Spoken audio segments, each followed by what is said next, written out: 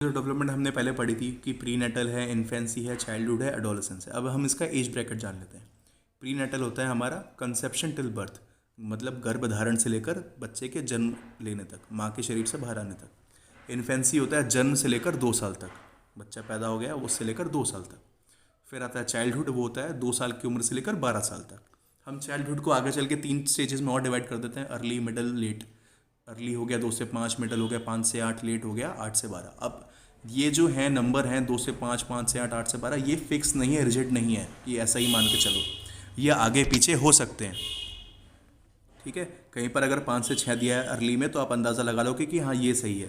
कहीं पर 7 से 9 दे रखा है मिडल में तो आप 7 से 9 मान लोगे मिडल में। कहीं पर लेट दे रखा है आपका 9 से 12 तो आप उसको मान लोगे। ठीक है। एडोलेसेंस होता है आपका 13 साल की उम्र से लेकर 18 या 19 साल की उम्र तक, जो टीनेज होती है हमारी, उसे एडोलेसेंस कहते हैं। फिर आता है हमारा, अब हम इनके बारे में पढ़ रहे हैं, प्री नेटल, इन्फेंसी, चाइल्डहुड, इनके अलग अलग कैरेक्टरिस्टिक्स पढ़ेंगे। ठीक है। तो सबसे पहले आ गया हमारा प्री नेटल। प्री नेटल की 3 स्टेजेस होती हैं, germinal period, embryonic period, period of foetus. Germinal period वो होता है जिसके अंदर सबसे पहले शरीर की कोशिका बनती है, सबसे पहली कोशिका, जिसे हम जायगोट सेल कहते हैं। Formation of zygote cell germinal period में होता है, प्रीनेटल स्टेज के जर्मिनल पीरियड में। यही जर्मिनल पीरियड में ही development and growth both start in this stage. Germinal period में development and growth both start in this stage, but development starts first. जो हमने पहले पढ़ा था कि डेवलपमेंट पहले स्टार्ट होता है ग्रोथ से, ये वही बताया हुआ है कि जर्मिनल पीरियड में ही ग्रोथ और डेवलपमेंट दोनों शुरू हो जाते हैं, मगर डेवलपमेंट पहले होता है। उसका रीज़न भी हमने पहले पढ़ लिया था। फिर आती है एम्ब्रियोनिक स्टेज। एम्ब्रियोनिक स्टेज में 3 लेयरों का निर्माण होता है, 3 लेयर बनती है हमारी। एक होती है एक्टोडर्म। एक्टोडर्म जैसे नाम से ही लग रहा है, एक्टो बाहर का, बाहरी। इसमें स्किन, हेयर और नेल्स बनते हैं, एक्टो। फिर आती है मीसोडर्म। मीसो जैसे नाम से लग रहा है, मीसो मिडल, मध्य। तो मीसोडर्म में आप हमारी मसल्स बनती है। एक होती है एंडोडर्म। एंडोडर्म, एंडोडर्म जैसे नाम से लग रहा है कि अंदर वाली चीज़ है कोई, यानी आंतरिक। तो इसमें हमारे इंटरनल ऑर्गन्स बनते हैं, जैसे brain, lungs, heart, kidney etcetera. ठीक है। तो जो एम्ब्रियोनिक पीरियड है, जो एम्ब्री होता है, भ्रूण कहते हैं जिसे, उसके अंदर एक्टोडर्म, मीसोडर्म और एंडोडर्म का निर्माण होता है। एक्टो बाहरी, मीसो मिडल और एंडो अंदर का। अंदर के अंदर हमारे ऑर्गन्स बन गए, मीसो में, मिडल में हमारी मसल्स हो गई, वो बन गई। एक्टो में बाहर क्या होता है हमारे शरीर के, स्किन होती है हमारी भाई, बाल होते हैं, नाखून होते हैं, वो बने। नंबर 3 हमारी आती है स्टेज इसमें प्री नेटल में, पीरियड ऑफ फीटस। मतलब अब बच्चा हमारा फीटस बन गया है, जो एम्ब्रियो था वो फीटस बन गया है। अब इसकी फीटस की खास बात यह है कि भाई इसके अंदर कोई भी न्यू फॉर्मेशन नहीं होती है। फीटस बनने के बाद कोई भी न्यू फॉर्मेशन नहीं होती है। Development of only existing organs, जो एग्जिस्टिंग ऑर्गन बन चुके हैं बच्चे के अंदर, बस उन्हीं का डेवलपमेंट होता है। It is stage of development not formation. ये सिर्फ एक डेवलपमेंट की स्टेज है, फॉर्मेशन की स्टेज नहीं है। कुछ नया नहीं बनता इसके अंदर, जो चीज़ बन चुकी है बस उसी का डेवलपमेंट होगा। इसलिए हमने स्टार्टिंग में पढ़ा था ना, इससे थोड़ी देर पहले, कि early stages of development are more critical, are more important than later stages. वो इसलिए पढ़ा था कि अगर स्टार्टिंग में ही, इसलिए माँ का स्टार्टिंग के महीनों में जो लेडी गर्भवती होती है उसका ज़्यादा ध्यान रखा जाता है, क्योंकि उसमें स्टार्टिंग के स्टेज में ही उसके बाकी चीज़ों का निर्माण हो रहा है बच्चे की। ठीक है। अगर उसमें गड़बड़ी रहेगी तो रह गई। अगर बच्चे का कोई अंग ढंग से डेवलप नहीं हो पाया तो, सॉरी, अगर अंग नहीं बन पाया तो नहीं बन पाया, और वो इसमें पहुंच गया, अगर इसमें पीरियड ऑफ फीटस में पहुंच गया, तो अब जो जितने भी अंग हैं उसके बाद, जितने भी हाथ पैर हैं उतने ही रहेंगे, मगर उनका विकास होने लगेगा बाकी चीज़ों का। कोई नई चीज़ नहीं बनेगी इसमें। मान लो बच्चे की कोई एक आंख बननी रहेगी तो वो आंख नहीं बनेगी उसकी, एक हाथ बनना रहेगा तो एक हाथ नहीं बनेगा उसका। और ऐसे बच्चे पैदा होते हैं। इसलिए माँ को गर्भावस्था के दौरान और गर्भावस्था जब धारण करने से पहले भी हर तरह के नशे को, शराब नशे को, सुल्फा सॉल्यूशन को छोड़ देना चाहिए।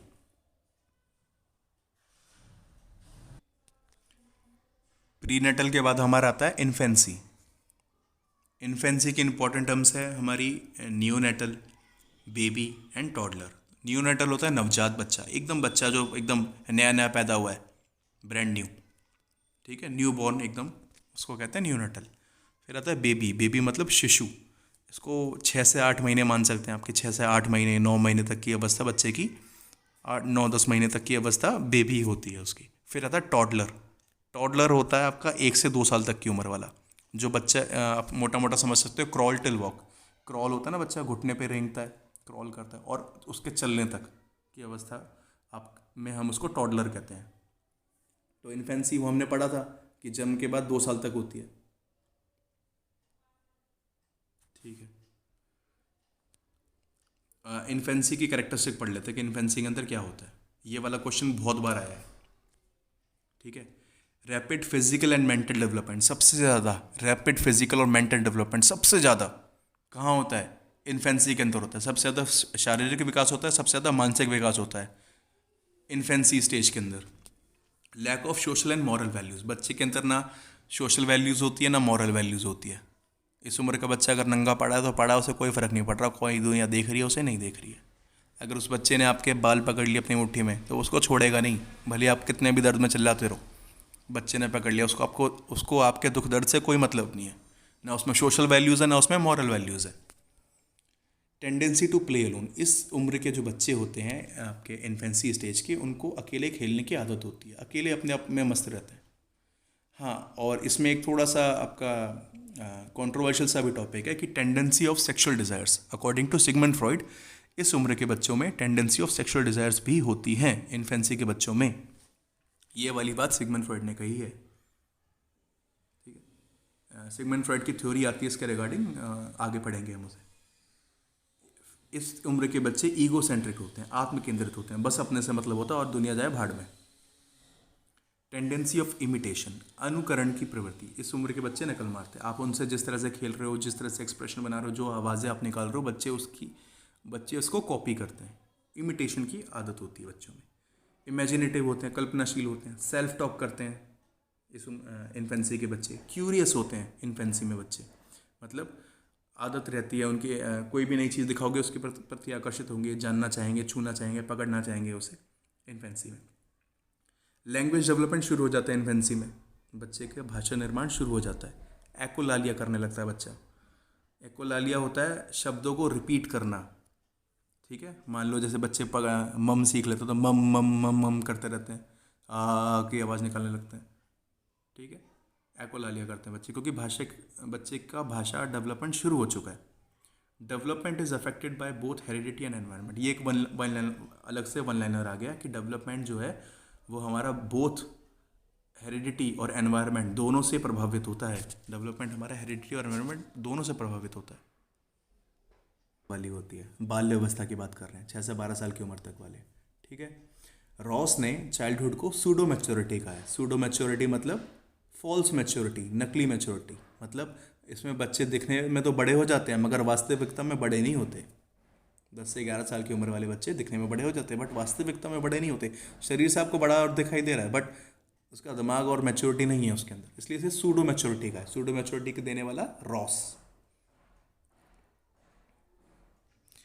हमने पढ़ा था कि इन्फेंसी के अंदर रैपिड फिजिकल और मेंटल डेवलपमेंट होता है इन्फेंसी के अंदर सबसे ज़्यादा, बट जब बच्चा चाइल्डहुड में आता है तो उसका फिजिकल और मेंटल डेवलपमेंट जो है वो स्टेबल हो जाता है। स्टेबल कह लो या स्लो कह लो, कि slow physical and mental development, स्थिर हो जाता है चाइल्डहुड में। फॉर्मेशन ऑफ ग्रुप बन जाते हैं, यहाँ पर फॉर्मेशन ऑफ ग्रुप स्टार्ट हो जाता है, बच्चा ग्रुप में खेलने के लगते हैं। ठीक है, और ग्रुप कैसे होते हैं? होमोजीनियस ग्रुप होते हैं, मतलब लड़के लड़कों में ही खेलेंगे, लड़कियां लड़कियों में खेलेंगी। होमोजीनियस ग्रुप बन गए, एक जैसे ग्रुप बन गए जाते हैं अलग। ठीक है, फॉर्मेशन ऑफ ग्रुप स्टार्ट हो जाता है चाइल्डहुड में। रिलेशन विद रियलिटी, वास्तविकता से संबंध बच्चे का शुरू हो जाता है। बहुत सारी बातें जो पहले कल्पनाशीलता में रहता था, अब उस वास्तविकता में उसको बहुत सारी चीज़ें समझ में आने लगती हैं। जैसे अब दीवार को मुक्का मारेगा वो, अगर तो उसे पता है कि उसे चोट लगने वाली है, दीवार नहीं गिर जाएगी उसकी कल्पना शक्ति से। Development of moral and social values, अब थोड़ी थोड़ी बच्चे में डेवलपमेंट और मॉरल और सोशल वैल्यूज़ का विकास होने लगता है। मतलब अब उसे पता है कि दूसरों के सामने रहना तो कपड़े पहन के रहना है, नंगा नहीं घूमना दूसरों के सामने। अगर सुसु आई है तो मम्मी को बता देना है, मम्मी करवा देगी, कहीं पर भी कर नहीं देना है। ठीक है, तो मॉरल और सोशल वैल्यूज़ बच्चे के अंदर डेवलप होने लगती है चाइल्डहुड के अंदर। इंटरेस्ट इन क्रिएटिव टास्क, और प्री गैंग स्टेज भी कहा जाता है इसे। इस उम्र में बच्चे का इंटरेस्ट क्रिएटिव टास्क में होता है, मतलब ड्राइंग बनाएगा, वो मिट्टी से खेलेगा, क्ले से खेलेगा, है ना, क्रिएटिव टास्क के अंदर उसका इंटरेस्ट रहता है, और इसे प्री गैंग स्टेज भी कहते हैं। चाइल्डहुड को प्री गैंग स्टेज भी कहते हैं। और रॉस ने क्या कहा सर चाइल्डहुड को? Pseudo maturity. अब हम आते हैं एडोलेसेंस पे, किशोरावस्था पे, जो 13 साल के ऊपर होती है, 13 से 19 कह सकते हो आप, 13, 19 या 18। एडोलेसेंस, किशोरावस्था। चाइल्डहुड से अब हम आ गए एडोलेसेंस पर। चाइल्डहुड और एडोलेसेंस के बीच में जब जाते हैं तो कुछ आता है, उसे कहते हैं हम प्यूबर्टी। मतलब चाइल्डहुड से जब हम एडोलेसेंस की तरफ जा रहे होते हैं तो प्यूबर्टी स्टार्ट हो जाती है हमारी, तब हम एडोलेसेंस की तरफ बढ़ रहे होते हैं। स्टैनली हॉल की बड़ी फेमस ये डेफिनेशन है, एक टिप्पणी है कि adolescence is the stage of stress, strain and storm. Adolescence is the stage of stress, strain and storm. Stanley hall ने कहा ये। स्टैनली हॉल का नाम हमने स्टार्टिंग में भी पढ़ा था ना, कहाँ पढ़ा था हमने स्टैनली हॉल का नाम स्टार्टिंग में? वो स्टडी ऑफ कॉन्शियसनेस बताया था उन्होंने, साइकोलॉजी की डेफिनेशन दी थी विलियम वुंट के साथ, प्रैग्मेटिज्म वाला, वो स्टैनली हॉल है ये। इसने कहा है adolescence is the stage of stress, strain and storm. Rapid physical and mental development. अब देखिए चाइल्डहुड में क्या था, सबसे ज़्यादा आया आपका इन्फेंसी में rapid physical and mental development. फिर चाइल्डहुड में क्या हुआ?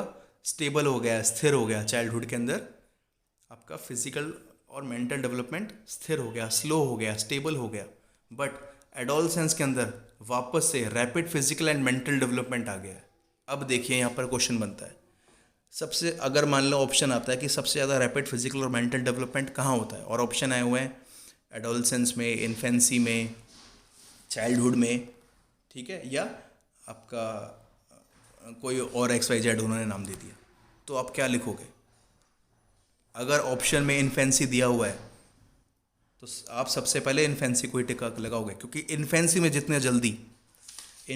जितना जल्दी आपका फिजिकल और मेंटल डेवलपमेंट होता है उतना और किसी स्टेज में नहीं होता, इवन एडोलेसेंस में नहीं होता।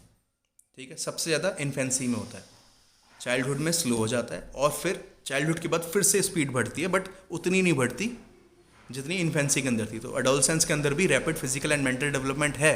किशोरावस्था में मेंटल फिजिकल डेवलपमेंट रैपिड होता है आपका, बट उतना नहीं जितना इन्फेंसी में हुआ करता था। ठीक है, development of moral and social values. Adolescence में development of moral and social values शुरू हो जाता। अब हमने क्या देखा था कि चाइल्डहुड में development of moral and social values चल रही है। असल में क्या, development of moral and social values तो सारी ज़िंदगी चलता ही रहता है हमारा, मगर इसमें आपका पहले से ज़्यादा हो जाती है। चाइल्डहुड में आपको जितनी मॉरल वैल्यूज़ उसके अंदर थी, अब उससे ज़्यादा आ जाती है एडोलेसेंस में। Active member of peer group बन जाता है। अब अपने पीयर ग्रुप का, अपने साथियों का, अपने गैंग का एक्टिव मेंबर बन जाता है, सक्रिय सदस्य। फास्ट फ्रेंडशिप शुरू हो जाती है। ठीक है, एडोलेसेंस को आप गैंग एज भी कह सकते हैं। क्या था, हमने इसके बारे में पढ़ा था ना चाइल्डहुड में, चाइल्डहुड को क्या पढ़ा था? Pre gang stage. अब चाइल्डहुड प्री गैंग स्टेज है, उसके बाद एडोलेसेंस आया, तो यानी एडोलेसेंस क्या हो गया हमारा? गैंग स्टेज हो गया। ठीक है, एडोलेसेंस की खास बात यह है कि इसके अंदर फीलिंग ऑफ रिवोल्ट रहती है, विद्रोह की भावना रहती है, ड्यू टू जनरेशन गैप। क्या है कि हमारे माता पिता और हमारे बीच में जो जनरेशन गैप रहता है, जो कम से कम एटलीस्ट 25 सालों का ऑन एन एवरेज फ़र्क रहता है ये माता पिता और बच्चों में, तो उसकी वजह से जो विचारों में मतभेद होता है, उसकी वजह से फीलिंग ऑफ रिवोल्ट बच्चे के अंदर आता है, और कुछ उसके हार्मोन्स भी डेवलप हो रहे होते हैं, तो गुस्से पे और एक्साइटमेंट पे कंट्रोल होता नहीं है, तो फीलिंग ऑफ रिवोल्ट, विद्रोह की भावना होती है, हर चीज़ एक्सट्रीम पर होती है। इसलिए तो स्टैनली हॉल ने कहा था adolescence is the stage of stress, strain and storm.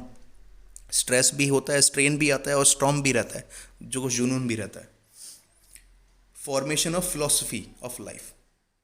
इस उम्र में, एडोलेसेंस में, formation of philosophy of life आ जाती है। मतलब बच्चे की लाइफ की फिलॉसफी सेट हो जाती है कि उसको किस तरह से ज़िंदगी जीनी है। सिलेक्शन ऑफ प्रोफेशन भी आ जाता है इसमें। सिलेक्शन ऑफ प्रोफेशन क्यों आ जाता है इसमें? क्योंकि बाय द टाइम हम 16 या 18 साल के होते हैं, हम एक स्ट्रीम चूज़ कर लेते हैं। मान लो बच्चों ने जैसे 10th के बाद आर्ट्स ले लेते हैं, कॉमर्स ले लेते हैं, या साइंस ले लेते हैं, तो एक तरह से उसने अपना प्रोफेशन चूज़ कर लिया ना, साइंस वाला या इंजीनियर जाएगा, नर्स बनेगा, डॉक्टर बनेगा, ठीक है। आर्ट्स वाला टीचर में जा सकता है या फिर किसी में भी जा सकता है, कॉमर्स वाला अकाउंटेंट बन सकता है, सीए बन सकता है। तो आपने अपना प्रोफेशन चूज़ कर लिया, तो आपको एक तरह से फिलॉसफी ऑफ लाइफ भी डिसाइड कर रहे हो आप कहीं ना कहीं, ठीक है। और सिलेक्शन ऑफ प्रोफेशन भी डिसाइड कर रहे हो। आगे चल के 18-19 साल की उम्र में तो बच्चे कॉलेज में भी एडमिशन ले लेते हैं, ठीक है। Feeling of identity crisis, adolescence जो होती है फीलिंग ऑफ आइडेंटिटी क्राइसिस होती है कि हमारी पहचान क्या है इस दुनिया में, इस समाज में। तो अपने आप, इसलिए तो बच्चे एडोलसेंस में, टीनेजर बच्चे कभी अलग अलग तरह का हेयर स्टाइल रखते हैं, फैशन करते हैं, है ना, क्रीम लगाते हैं, लड़के लड़कियां दोनों, अपने आप को अलग से दिखाने के लिए, अपनी एक इमेज साबित करने के लिए, अपने पीयर ग्रुप में फेमस होने के लिए, सोसाइटी में फेमस होने के लिए, जिसको इम्प्रेस करना चाहते हैं उसके सामने हाईलाइट होने के लिए, ठीक है। फीलिंग ऑफ आइडेंटिटी क्राइसिस भी आती है इसके अंदर। तो ये हमने सारी डेवलपमेंट स्टेजेस पढ़ ली, इन्फेंसी वाली, प्रीनेटल वाली पढ़ी हमने, चाइल्डहुड वाली पढ़ी, एडोलसेंस वाली पढ़ ली, ठीक है।